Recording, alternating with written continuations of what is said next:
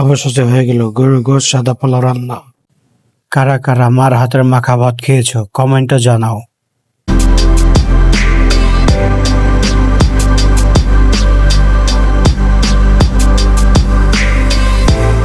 Hello, আসসালামু আলাইকুম everyone.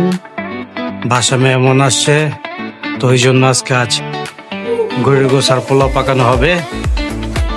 এই দেখেন গরুর গোশত আনছি প্রায় 1.5 কেজির মতো,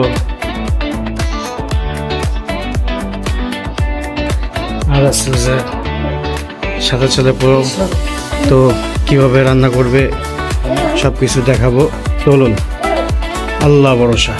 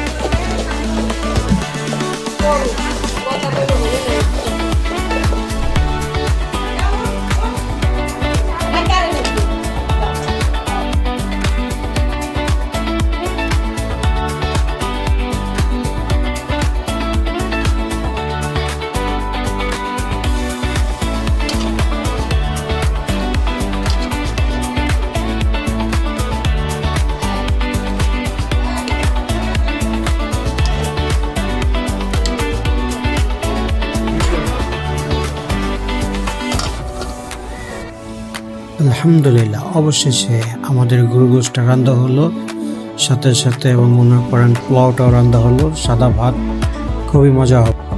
অবশেষে খাবারটা নিলাম, সাদা পোলাও, গরুর গোশত, শসা। দেখা যাক খাবারটা কেমন টেস্ট হয় ইনশাল্লাহ। সাথে কিন্তু কাঁচামরিচ। গোশতটা দেখছেন, গোশতটা এমনভাবে সিদ্ধ হয়েছে, একবারে মনের মতো। দেখেন হাত দেওয়ার সাথে সাথেই ভেঙে যাচ্ছে, একবারে নরম তুলতুলা। সাথে আছে পোলাওর লগে চিংড়ি ভাজা।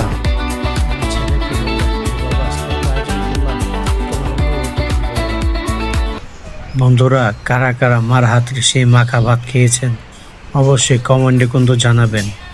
মার হাতের মাখা ভাত খেতে কি যে মজা।